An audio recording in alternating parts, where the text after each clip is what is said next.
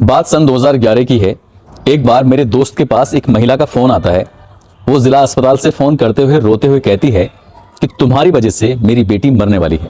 यदि मेरी बेटी को कुछ हुआ तो मैं तुम्हें छोड़ूंगी नहीं। दरअसल बात कुछ ऐसी थी, वो लड़का बहुत बुरी तरह से डर जाता है और वो लड़की जिंदगी और मौत की जंग लड़ रही थी अस्पताल के अंदर। उसका मेरे पास फोन आता है, कहता है उस्मान भाई मेरी कोई गलती नहीं है, मैंने कभी उस लड़की को प्यार ही नहीं किया। बस वो है कि मुझसे जबरदस्ती प्यार करने की का इजहार करती रहती है। साथ ही कहती है कि शादी करूंगी तो तुमसे करूंगी, साथ जीऊंगी साथ मरूंगी।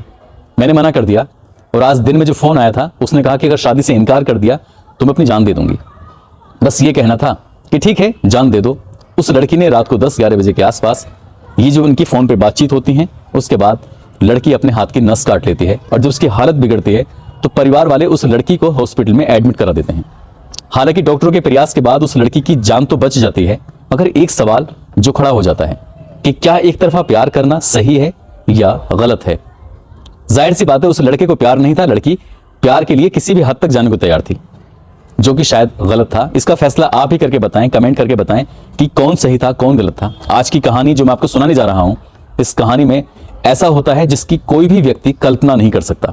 इनकी कल्पना से परे ये बात है। एक तरफा प्यार में इंसान किस हद तक जा सकता है, इसकी मैं भी कल्पना नहीं कर सकता, शायद कोई भी नहीं कर सकता। आदाब, नमस्कार, सत श्री अकाल। मैं उस्मान सैफी। आज की जो सच्ची घटना मैं आपको सुनाने जा रहा हूं, ये सच्ची घटना है राष्ट्रीय राजधानी क्षेत्र दिल्ली की एक मल्टीनेशनल कंपनी के अंदर एक लड़का जिसकी उम्र अभी 32 साल है, जो कि बहुत खूबसूरत है, बहुत अच्छा है और अपने माँ बाप का इकलौता बेटा है।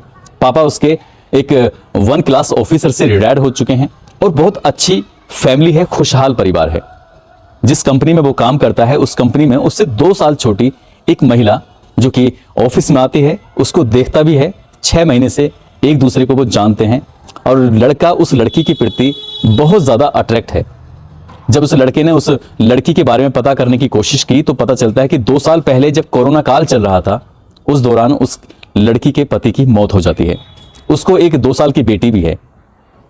ये एक खुशहाल परिवार था जो पूरी तरह से उजड़ चुका था और ये लड़की किसी भी लड़के के प्रति ना अट्रैक्ट थी, ना किसी लड़के से ज्यादा बातचीत करती थी।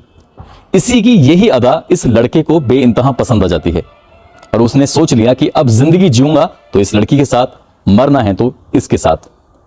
दोनों एक दूसरे से नजदीकियां बढ़ाते हैं। दोनों नहीं बल्कि एक लड़का नजदीकियां ज्यादा बढ़ा रहा था। कभी किसी होटल में खाने पीने के नाम पर, तो कभी कहीं पार्क में बैठने के नाम पर वो लड़का उस महिला के साथ नजदीकियां लगातार बढ़ाता चला जाता है। वो महिला भी उस पर विश्वास करती थी और इतना विश्वास नहीं कि उसको दिल दे बैठे या उससे शादी करे या उससे प्यार करे।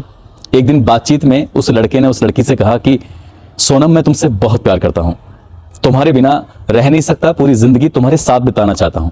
वो कहती है कि तुम जानते नहीं हो कि मैं शादीशुदा हूं, हालांकि मेरे पति की कोरोना काल में मौत हो चुकी है। तुम जानते नहीं हो कि मुझे एक बेटी भी है। उसने कहा ये सब पता करने के बाद ही मैंने तुमसे शादी के लिए एक प्रस्ताव रखा है और तुमसे शादी ही करना चाहता हूं। तुमको शायद जानकारी नहीं है, मैंने अपनी मम्मी और मैंने अपने पापा से भी तुम्हारे बारे में बात कर ली है। वो भी तुम्हें लेकर तैयार हैं, एग्री हैं। क्यों ना हम साथ साथ जिंदगी बिताएं, साथ साथ रहें, कंपनी में भी साथ काम करते हैं और हमेशा खुशहाल जिंदगी जिएंगे। मैं तुम्हारी बेटी को अपनी बेटी की तरह पालूंगा, तुम्हें किसी भी तरह की कोई भी कमी महसूस नहीं होने दूंगा। मेरे घर में बहुत कुछ है क्योंकि मेरे पापा क्लास 1 ऑफिसर से वो रिटायर्ड हो चुके हैं, हमारे पास सब कुछ है। लड़की एक बात कहकर इस बात को खत्म कर देती है। कहती है कि मैं जिससे प्यार करती थी वो इस दुनिया में नहीं है, मुझे उसके अलावा कोई और छुए ये मुझे अच्छा नहीं है और बर्दाश्त नहीं होगा। उसने कहा कि क्या मैं अगर लड़की बन जाऊं, यानी कि लड़का कहता है कि क्या मैं लड़की बन जाऊं तब भी तुम्हें छूने से मुझे गुरेज होगा।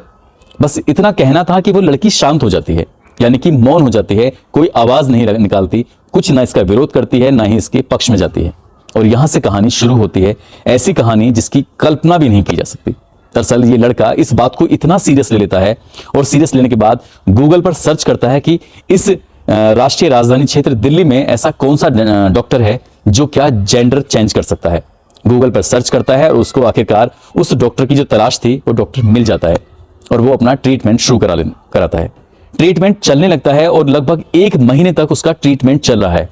मगर ट्रीटमेंट के साथ साथ जैसे जैसे उसके हार्मोनल बदल रहे हैं, वैसे वैसे उसके शरीर के कुछ उभार थे, कुछ चीजें थी जो उसमें अपने आप से ही बदलाव आने लगा था। अभी तक तो सब कुछ ठीक था। उस लड़की को वो छुप रहा है। सर्दियों के दिन होने की वजह से उसने अपने तन को ढकना शुरू कर दिया था, ऐसे कपड़े पहनने शुरू कर दिए थे जिससे क्या किसी को भी इस बात का पता ना चल सके।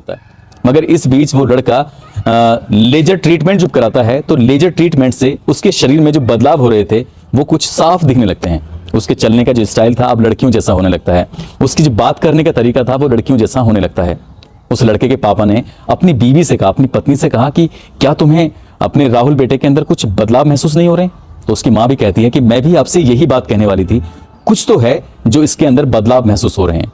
एक दिन प्यार से बिठाकर अपने बेटे से पूछते हैं कि बेटा तुम्हें क्या हुआ है? ना तुम ठीक से खाते हो, ना तुम ठीक से सोते हो, ना तुम ठीक से रहते हो। तुम्हारे चेहरे की बनावट भी कुछ और बता रही है कि कुछ तो ऐसा है जो शायद तुम हमसे छिपाने की कोशिश कर रहे हो।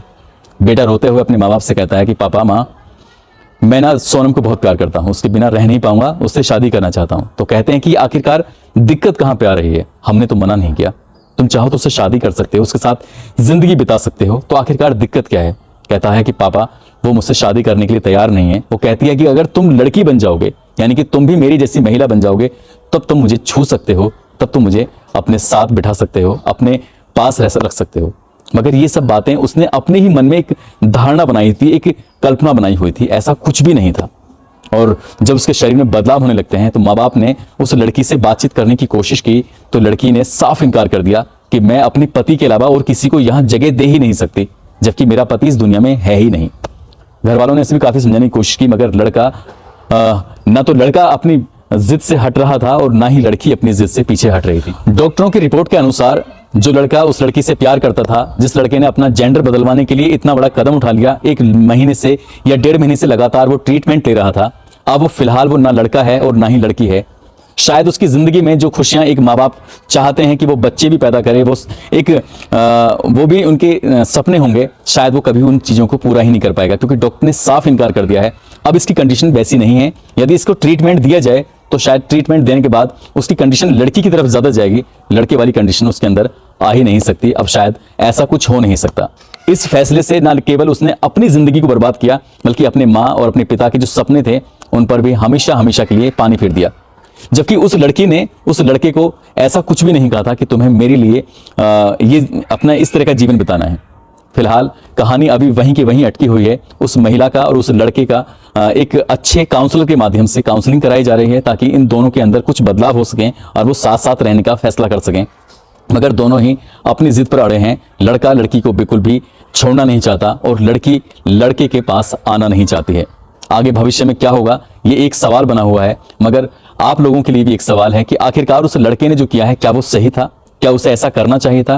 क्या उसे अपने माँ बाप से इस तरह की बातें नहीं करनी चाहिए थी? क्या अपने कुछ और दोस्तों से ऐसी बातें नहीं करनी चाहिए थी? कि जो कदम वो उठा रहा है क्या वो सही है? ये सब उठाने से पहले एक बार उस लड़की से पूछना चाहिए था कि मैंने इस डॉक्टर से ट्रीटमेंट लेना शुरू कर दिया है, क्या मुझे ऐसा करना चाहिए कि नहीं करना चाहिए? हो सकता है कि लड़की की कुछ मजबूरियां रही हो सकता है उसने अपनी बेटी के फ्यूचर के लिए शायद किसी से मिलना सही नहीं समझा हो, बहुत सारी बातें हो सकती हैं, मगर लड़के ने जो किया है उसने किसी भी कीमत पर सही नहीं किया है। दोस्तों, इस कहानी को सुनाने का उद्देश्य किसी को परेशान करना नहीं है, किसी का दिल दुखाना नहीं है, बल्कि एक तरफा प्यार में बिल्कुल ना पड़े। हालांकि प्यार कभी किया नहीं जाता, प्यार हो जाता है, और जबरदस्ती वाला प्यार होता है वो सक्सेस भी नहीं होता। और इस तरह की जो जिंदगी हम किसी के साथ बिताने के जिंदगी भर के फैसले लेते हैं वो भी शायद कभी सक्सेस नहीं हो पाते हैं। इसलिए अपना ख्याल रखें, सुरक्षित रहें। जय हिंद, जय भारत।